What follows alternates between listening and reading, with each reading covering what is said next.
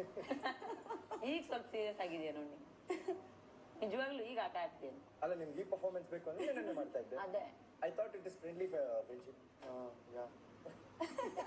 ನಮ್ಮನ್ನ ಕ್ಯಾಚ್ ಹಾಕೊಳ್ಳೋದು ಬಿಟ್ಕೊಂಡು ಇನ್ನೇನೋ ಮಾಡಿ ಯಾಕಂತ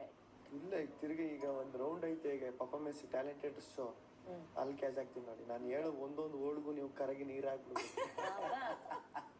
ಆಮೇಲೆ ಪುನಃ ಫ್ರಿಜ್ಜಲ್ಲಿ ಕೂತ್ಕೊಳ್ಳಿ ನಾವು ನೋಡಿಬೇಕು ಮುಖ ನೋಡಿದ್ರೇನ ಅಯ್ಯೋ ಪಾಪ ಅನ್ಸ್ಬಿಡುತ್ತೆ ಅದು ಪರ್ಫಾರ್ಮೆನ್ಸ್ ಅಲ್ಲಿ ಒಂದು ಪಾರ್ಟ್ ಅದು ಇದು ಯಾವ ರಸ ಹೇಳು ಯಾವ ರಸ ಹೇಳಿ ಈಗ ಯಾವ ರಸದಲ್ಲಿ ಯಾವ ರಸ ಇಲ್ಲಿ ನಿಂತಿರ್ಬೇಕಾದ್ರೆ ಅಷ್ಟು ಜನ ಮಗ ನೋಡಿ ಯಾರ್ದಾನ ಒಬ್ರು ಚೇಂಜ್ ಆಗಿತ್ತಲ್ಲ ಅದು ನಿಂತ್ಕೊಂಡು ಮಾತಾಡ್ಬೇಕಾದ್ರೆ ಹಿಂಗೆ ಗುರಾಯಿಸ್ತಾನೆ ಹಂಗೆ ಅಮಾಯಕಂತಾರೆ ಹಿಂಗ ಆಗ್ಬಿಡ್ತಾನೆ ಆ ಬಿಗ್ ಬಾಸ್ ಅಂತೂ ಹಂಗಂದಾಗಂತೂ ಫುಲ್ ಅದ ಮತ್ತ ಹಂಗೆ ಬಂದ ಹಿಂಗೆ ಒಳ್ಳೆ ತನಕ ಒಳ್ಳೆ ತನಕ ಈ ಭೂಮಿಲಿ ಕಷ್ಟ ಕಟ್ಟಿಟ್ಟ ಬುದ್ಧಿ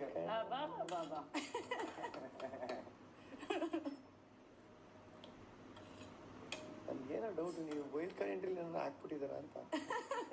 ರಾಜು ಅತಿ ಬೇರೆ ಅರ್ಥ ಆಯ್ತದ ತಡಿಯಪ್ಪ ಯಾರು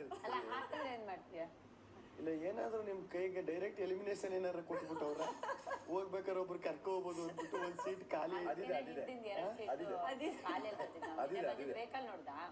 ಅದೇ ಒಂದ್ ಸೀಟ್ ಖಾಲಿ ಎಕ್ಸ್ಪೆಕ್ಟ್ ಅನ್ಎಕ್ಸ್ಪೆಕ್ಟ್ ಒಂದಂತೂ ಸತ್ಯನೋ 5 ಜನ ಅಗ್ರಿಮೆಂಟ್ ಹಾಕಿ ಬಂದಿರೋ ಇಲ್ಲೇನು ಹೊರಗಡೆ ವಿಷಯ ಮಾತಾಡಿಲ್ಲ ಇಲ್ಲಿ ಅಲ್ಲ ಹೊರಗಡೆ ವಿಷಯ ಒಳಗಡೆ ಮಾತಾಡ್ತೀವಿ ಅಂತಲ್ಲ ಸಂಪೂರ್ಣವಾಗಿ ನಮ್ಮನ್ನ ನಾವು ತೊಡಗಿಸ್ಕೊಂಡಿದೀವಿ ಅಂತ ಸೈನ್ ಮಾಡೇ ಬಂದಿರೋದು ಇನ್ನು ಅದ್ರ ಮೇಲೆ ಅವ್ರ ಡಿಸಿಷನ್ ನಿಮ್ದು ಹೆಂಗ್ ಪರ್ಫಾರ್ಮೆನ್ಸ್ ನಮ್ದು ಹಂಗೆ ಇದೆ ಅಷ್ಟೇ ಸರ್ ನಾನು ಕೇರ್ಪೇಟೆವನೇ ನಾನು ಕೇರ್ಪೇಟೆ ಕೇರ್ಪೇಟೆ ನಮ್ದು ಮಂಡ್ಯ ಡಿಸ್ಟಿಕ್ ಸರ್ ನಾವೆಲ್ಲ ಕರ್ನಾಟಕದವರು ಕನ್ನಡಿಗರು ಕೇರ್ಪೇಟೆಯಲ್ಲಿ ಕರ್ನಾಟಕ ಮೇಡಮ್ ನಾವೆಲ್ಲ ಇಂಡಿಯಾದವರು ಭಾರತೀಯರು ಅವ್ರೇನ್ ಕರ್ನಾಟಕದವ್ರು ಗೊತ್ತಿಲ್ಲ ಅದಕ್ಕೆ